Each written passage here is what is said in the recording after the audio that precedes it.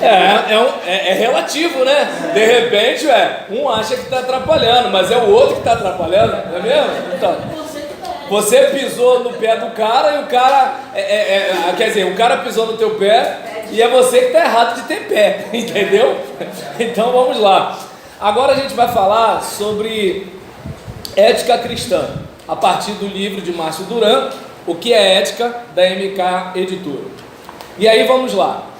Afinal de contas, o que a ética teleológica, bem como a ética deontológica, tem a ver com a ética cristã? Observamos que o que leva um cristão a seguir conceitos pré-estabelecidos, observamos que o que leva um cristão a seguir conceitos pré-estabelecidos é a ética deontológica, é a apropriação do que se sistematizou como hermenêutica bíblica e mesmo pela tradição cristã. Desculpa, gente, depois que a gente prova isso aqui, nunca mais é a mesma coisa. Olha só, estou me sentindo com 8 anos de idade, na época que eu pegava e botava a linha no buraco da agulha para minha mãe. E então, aí eu tiro o óculos e volto para os 45. O cristão procura seguir aquilo que está estabelecido como dever, como regra de fé e prática. Muitas vezes, o cristão é questionado por conta da rigidez como enxerga as coisas, mas ele, teoricamente, não poderia aceitar a ética teleológica. Os resultados não podem definir suas ações. No entanto, ao observarmos a mudança comportamental existente ano a ano, década a década, podemos atribuir uma boa dose de ética teleológica em suas atitudes. Ele afirma que precisa se contextualizar, mas para quê? Para poder alcançar um número maior de pessoas, logo o resultado. E aqui eu abro um parêntese. Quando a gente negocia para aumentar o caixa da igreja e aumentar o rol de membros da igreja. Por quê? Porque aumentar o caixa da igreja e aumentar o rol de membros é sinal da bênção de Deus e da vontade de Deus. Não estou aqui dizendo que Deus não se importa com números. Quanto mais gente salva, mais gente no céu. A questão é que muitas vezes não é isso que a gente está fazendo. A gente está fazendo algo apenas para a nossa vaidade. Ou seja, eu quero que a minha igreja esteja bombando, porque eu vou me sentir bem com isso. E se estiver minguando, eu vou me sentir mal com isso. Eu quero cantar com a casa cheia. Eu quero pregar com a casa cheia. E com bastante dinheiro, a gente pode fazer mais atividade. Com menos dinheiro, a gente faz menos atividade. Então, eu não estou dizendo necessariamente que toda igreja grande tem esse problema.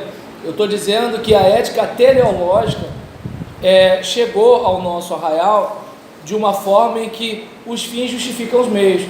Mas se a gente for assim, se a gente for assado, não vai ter ninguém na igreja. Fala, Delcio.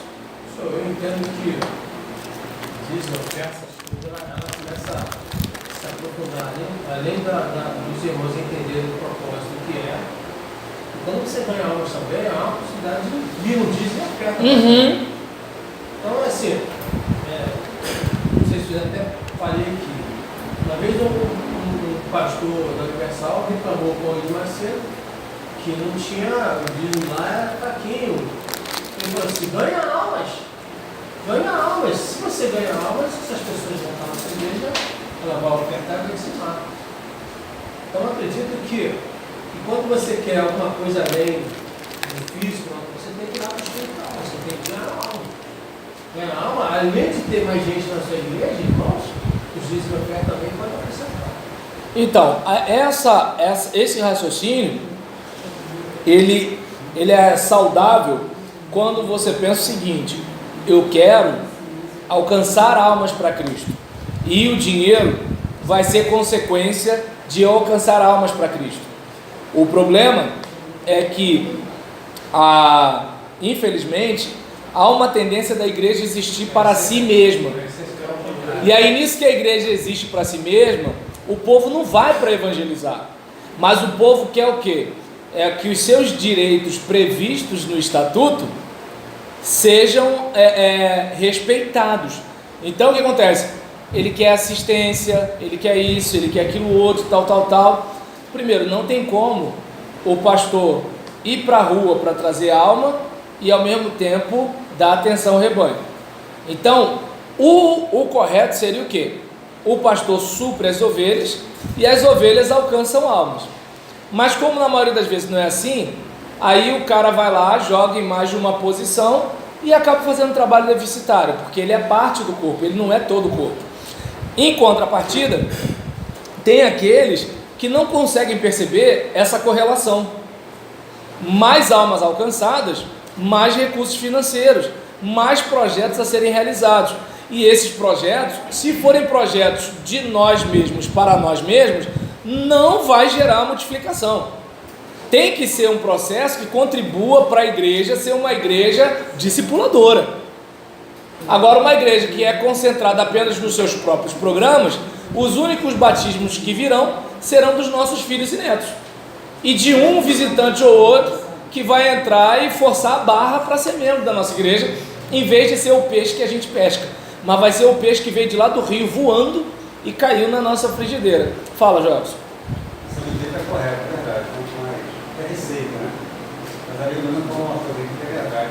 O que a Leduna falou que é verdade? Está todo mundo desempregado. Mas se for contar com isso, tem que um desempregado não vai ser recurso. Daí a importância da prioridade de ser almas, para ninguém ficar frustrado. Entende? Porque, Senhor, dá-me filhos. Aí vem cachaceiro, desempregado, mendigo, garoto de rua. E aí? São almas. Mas só que acontece? A igreja vai ter mais gasto do que necessariamente investimento. Mas são almas. Agora, se a prioridade for dinheiro, o que a gente faz? Tá entendendo? Vai dizer, não, vai lá para a igreja do Deus. Fala.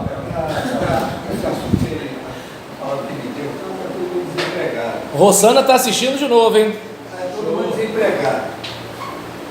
Às vezes, a pessoa se encosta, ela pode fazer outra coisa, ela pode fazer um doce para vender, ela pode vender refrigerante no verão.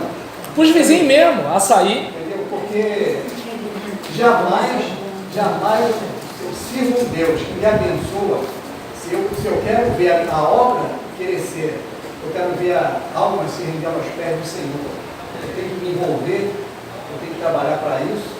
Aí eu estou desempregado. Irmão, eu não dou oferta nem digo porque eu estou desempregado. Eu tenho que ter o meu coração, porque aconteceu ele sabe, eu trabalho com pintura de aula, ele também sabe. E quando houve a crise, subiu todo mundo, meus clientes subiu. E eu chegava no portão da oficina e sempre conversando com Deus. Eu falei, Senhor, eu preciso de recurso para a sua obra, eu preciso de ter um recurso para suprir a minha necessidade. Peço só um tempinho de vocês para a gente concluir a página, tá? O Senhor é o único que pode me ajudar, mais ninguém. Irmãos, o primeiro serviço que veio, os caras que mandaram, eu estava em pé do portão. Quando eu entrei, eu só escutei o barulho para lá no portão. Isso é o quê? É Deus ou é o homem? Aí eu cheguei e levou o serviço para lá. Olha aí. Aí foi mandando os outros. Entendeu? É questão de fé, irmão. Mas é. É questão de fé. Tem que crer. Quer se encostar e quer que a igreja sustenta. Não pode. A Bíblia diz, aquele que não trabalha aqui também não coma. E voltando a falar de ética, só um instantinho, quem me zoar vai perder ponto. Então, tô elegante? Já ganhou ponto, Jaciá. Então, beleza. Então, obrigado. Agora já gostei, tô feliz. Aí, gente, o que acontece? A ética cristã em nossos dias, né, tem essa questão que a gente está falando, né? Está cada vez mais contextualizada.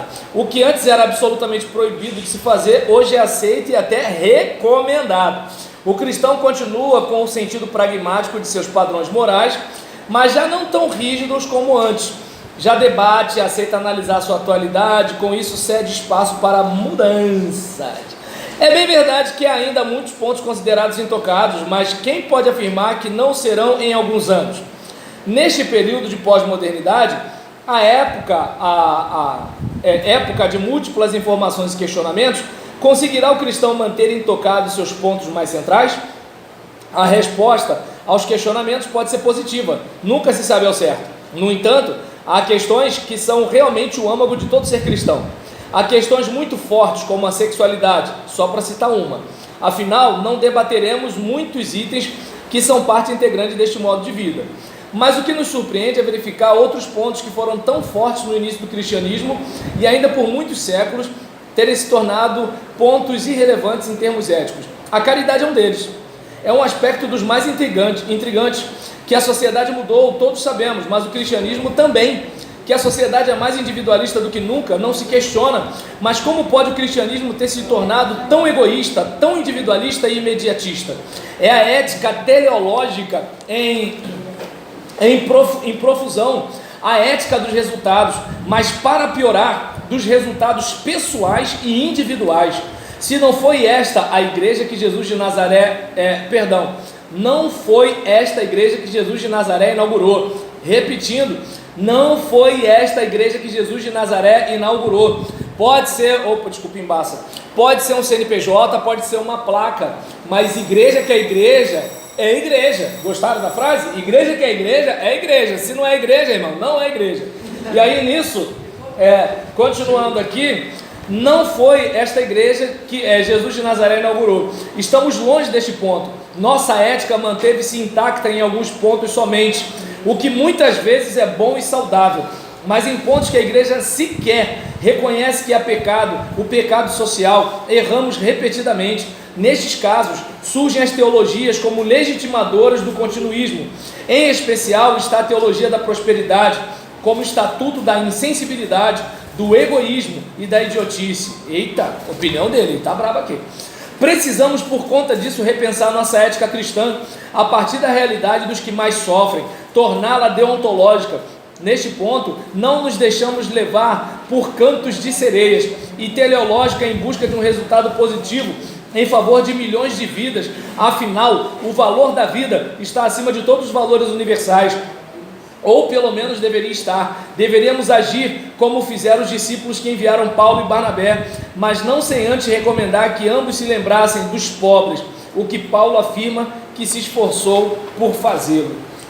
Então a gente fecha por aqui e que a gente pare para pensar. Vivemos um tempo hoje em que parece que é errado fazer o certo, e que a gente possa verificar Jesus Cristo.